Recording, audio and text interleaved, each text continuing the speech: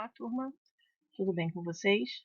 Espero que todos estejam bem e estejam se cuidando, ok? Vamos dar início à nossa aula de Química, né? Nossa aula virtual. Os assuntos que serão abordados hoje são os elementos químicos e a classificação dos átomos. Só fiquem atentos, porque eu dividi essa aula. Eu coloquei parte 1 e parte 2. A parte 1 representa aí os elementos químicos e a parte 2 a classificação dos átomos, ok? Elemento químico é o conjunto de átomos que apresentam o mesmo número atômico, né? Ou seja, eles apresentam o mesmo número de prótons no núcleo. Então, quando estes átomos apresentam aí na sua configuração a mesma quantidade de prótons no núcleo, ou seja, um número atômico, eles vão estar representando um elemento químico, ok? Os elementos químicos, eles apresentam propriedades, né? E de acordo com estas propriedades, eles foram colocados, digamos assim, agrupados na tabela periódica, que a gente vai ver depois, é assunto para a próxima aula.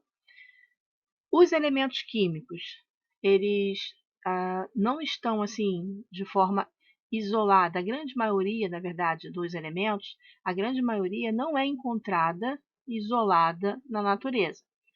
Ou seja, eles estão, na verdade, estão juntos, agrupados, formando compostos, ok? A gente vai ver isso também com mais calma nas outras aulas. Mas no primeiro momento entendam que quando se fala em elemento químico, não é só átomos, né, que estão separadamente na natureza. Não, a grande maioria, na verdade, desses elementos, eles estão na natureza, só que formando compostos, né? Mas, claro, também é possível encontrá-los assim de forma isolada.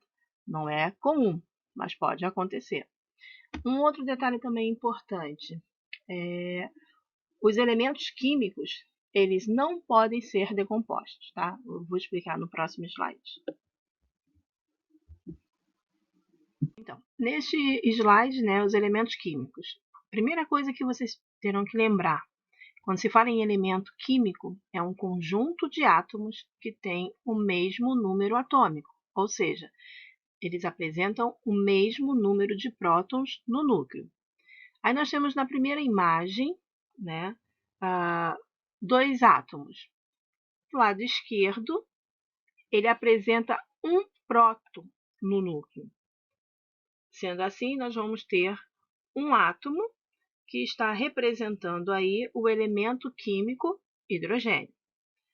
Já o segundo, ele possui dois prótons, né, no núcleo. Então, dessa forma, ele está representando o elemento químico hélio. Lembrando, quando há um conjunto de átomos em que todos possuem, por exemplo, número atômico 2, aí nós vamos ter o elemento químico hélio. Mas, se um único átomo, tem um átomo só, que tem dois prótons no núcleo, ele também vai estar representando o átomo hélio, tá? Ou seja, se o átomo estiver isolado, se ele estiver sozinho, ele também vai estar representando o elemento químico. Perceberam? A gente pode dizer, o elemento químico, ele é formado pelo conjunto de vários átomos com o mesmo número atômico. Mas, se o átomo estiver isolado, se ele estiver sozinho, claro, tendo ele a mesma quantidade de prótons, ele também vai estar representando esse mesmo elemento químico, ok? Já na figura 2, o que nós temos? A representação dos elementos químicos. Esses elementos químicos, eles, de acordo com as propriedades que eles apresentam, eles foram agrupados na tabela periódica, que vai ser assunto nosso numa próxima, nas aulas mais para frente. Então, eles foram agrupados na tabela periódica. E aí, na tabela, a gente tem essa representação, né? Esse quadradozinho aí. o símbolo do elemento químico, neste caso é o sódio, Na, e nós vamos ter aí as principais características: o número atômico, o número de massa e tem a configuração eletrônica, ou seja, a distribuição dos elétrons, né, ao redor do núcleo, que a gente também depois vai ver isso para frente.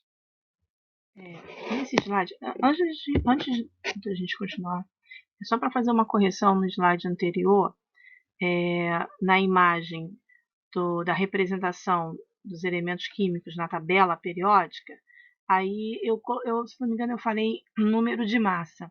É massa atômica, tá? Essas propriedades que estão representadas lá no quadrado da tabela periódica são os números atômicos, a configuração eletrônica, que é a distribuição dos elétrons, e a massa atômica, ok?